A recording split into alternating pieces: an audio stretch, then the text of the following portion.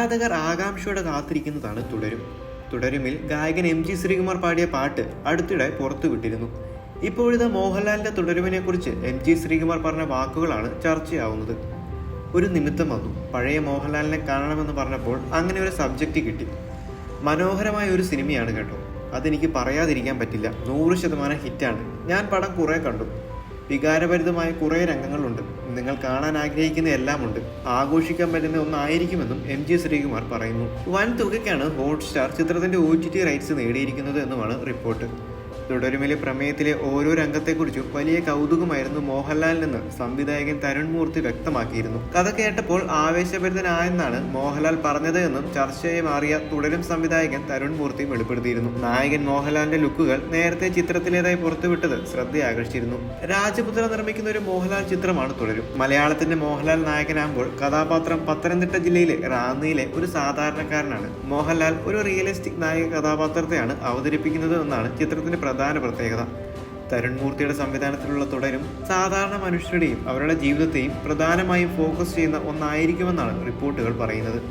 തരുൺ മൂർത്തിയും സുനിലും ചേർന്നാണ് തിരക്കഥ എഴുതിയിരിക്കുന്നത്. ആവേശമൊരുക്കിയ ജിത്തു മാധവന്റെ സംവിധാനത്തിൽ നായകനാകാൻ മോഹൻലാൽ തയ്യാറാകുന്നുവെന്നും റിപ്പോർട്ടുകളുണ്ട്.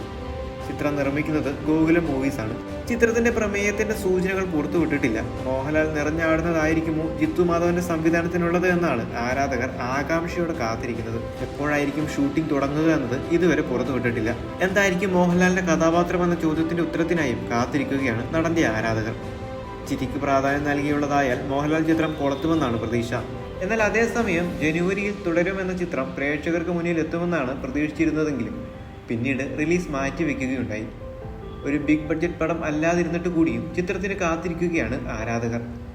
അതിൽ കാരണങ്ങളിലൊന്ന് മോഹൻലാൽ ശോഭന കോംബോ വീണ്ടും ഒന്നിക്കുന്നു എന്നതും അതിനപ്പുറം മോഹൻലാൽ എന്ന നടന്റെ ഒരു തിരിച്ചുവരവ് ഓരോ സിനിമാ പ്രേമിയും ആഗ്രഹിക്കുന്നു എന്നതുമാണ്. ഓരോ സിനിമാ പ്രേമികളും മിസ് ചെയ്യുന്ന ആ പഴയ വിന്റേജ് ലാലേട്ടനെ തുടരുമെന്ന സിനിമയിലൂടെ തിരിച്ചു കിട്ടുമെന്നതാണ് പ്രതീക്ഷിക്കുന്നത്.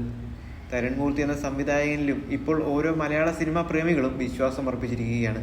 എന്നാൽ ഇനി ആദ്യം എത്തുക പൃഥ്വിരാജ് സുകുമാരന്റെ സംവിധാനത്തിൽ വരുന്ന എമ്പുരാൻ തന്നെ ആയിരിക്കുമെന്നാണ് കരുതുന്നത്. ഓരോ സിനിമാ പ്രേമികളും കാത്തിരിക്കുന്ന ഒരു ചിത്രം കൂടിയാണത്. മലയാള സിനിമയിൽ ഇന്നുവരെ ഇറങ്ങിയിട്ടുള്ള ബിഗ് ബഡ്ജറ്റ് സിനിമകളിൽ ഏറ്റവും വലുത് തന്നെയാണ് വരുന്നത്. ഗെയിം ഓഫ് ത്രോൺസ് പോലെയുള്ള ഒരു വലിയ സീരീസിൽ വരെ അഭിനയിച്ച ആൾക്കാരെ തേടി പിടിച്ച് പൃഥ്വിരാജ് എമ്പുരാനിൽ എത്തിച്ചിട്ടുണ്ട്. ഇനി ആകെ അറിയേണ്ടത് ഇതുവരെ വെളിപ്പെടുത്താത്ത ആ ഒരു കഥാപാത്രത്തെയാണ്. അതിനായി മാർച്ച് 27 വരെ കാത്തിരുന്നേ മതിയാകും.